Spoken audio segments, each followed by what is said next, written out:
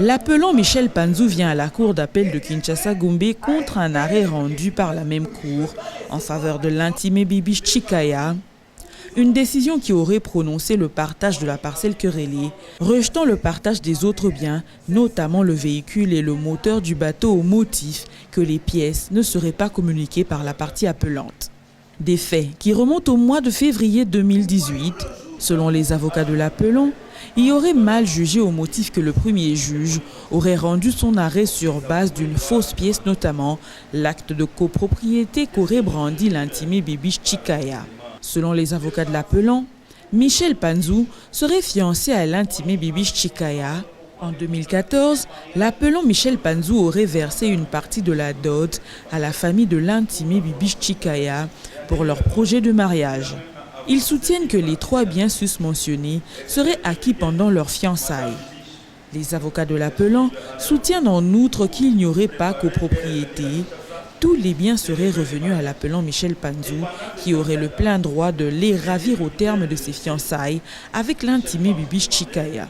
Ils soutiennent de plus que les 2 parties n'auraient eu aucune vie commune et n'auraient choisi aucun régime matrimonial pour le sort de ces biens devant une maison communale.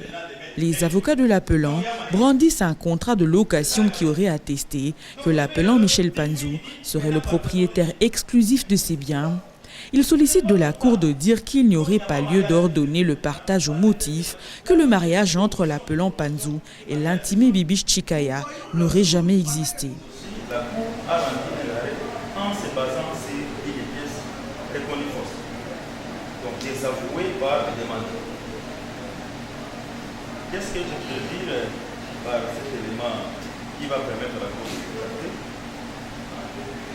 Suivant l'avis consultatif, M. Michel Panzou nous a cité et nous a relaté les faits suivants. Il était fiancé depuis 2014 à Mme Bibi Chikaya pour la formation du mariage. Et en 2014, il a même avancé une partie de la dot. Et c'était prévu que Mme Bibi de suivre en Europe pour préparer et revenir à Kinshasa, célébrer le mariage. Et pendant cette fiançailles-là, l'interlocuteur de M. Michel Panzou demandait à Kinshasa n'était que la dame. 3 biens ont été acquis pendant les fiançailles par Michel Panzou. Premier bien, la parcelle querellée. Deuxième bien, une Jeep Hyundai. Troisième bien, un moteur de bateau Caterpillar. La Cour a même évoqué les moteurs, les véhicules, mais la Cour avait dit, comme il n'a pas vu les pièces, mais nous sommes venus avec toutes les pièces. Alors, mais ce qui a plus motivé la Cour, à rendre cet arrêt prononçant le partage de la parcelle et rejetant le partage des véhicules et des moteurs Caterpillar au motif que la Cour n'a pas retrouvé de pièces. Nous, aujourd'hui, nous avons amené des pièces qui vont changer et qui vont rétracter l'arrêt. Les pièces là sont des pièces qui vont démontrer que non, il n'y a pas copropriété, mais c'était les fiancés et les fiançailles à pris fin. Mon client avait déjà retiré tous ses biens. Leur mariage est inexistant. Conséquence, la Cour dira que les biens, tous les biens cités ne sont qu'une propriété exclusive de M. Michel Panzou. Et la Cour va dire qu'il n'y a pas lieu d'ordonner le partage des biens parce que le mariage n'a jamais existé. Le contrat de location qu'il a été visité de 2019 qui est là, c'est le contrat de location de 2019 qui montre Panzou comme propriétaire exclusif. L'avocat de l'intimé Bibi Chikaya conteste ces faits, soutenant que les 2 parties auraient eu à vivre ensemble au point de contracter le mariage coutumier par le versement de la dot. Il soutient en outre que l'appelant Michel Panzou et l'intimé Bibi Chikaya auraient acquis en commun plusieurs biens, dont notamment la parcelle querellée dans la présente cause.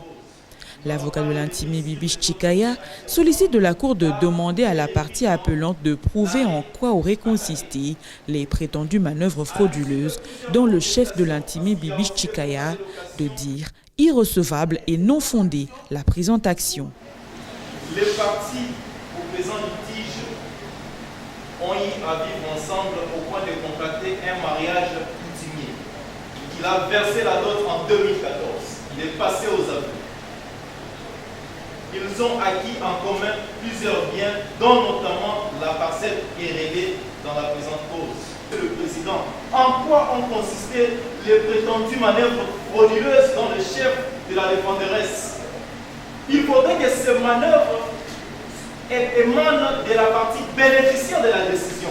Vous direz cette action irrécevable, car l'article 88 est violé, monsieur le président. Le ministère public, dans son avis, soutient que toute requête civile est communiquée au ministère public et que cela devait se faire dès le début de l'audience. Toute requête civile est communiquée au ministère public. D'ailleurs, ça devrait se faire dès le début de l'audience, avant même l'enquête. Après avoir entendu toutes les parties, la Cour clôt le débat et prend la cause en délibéré pour se prononcer dans le délai de la loi.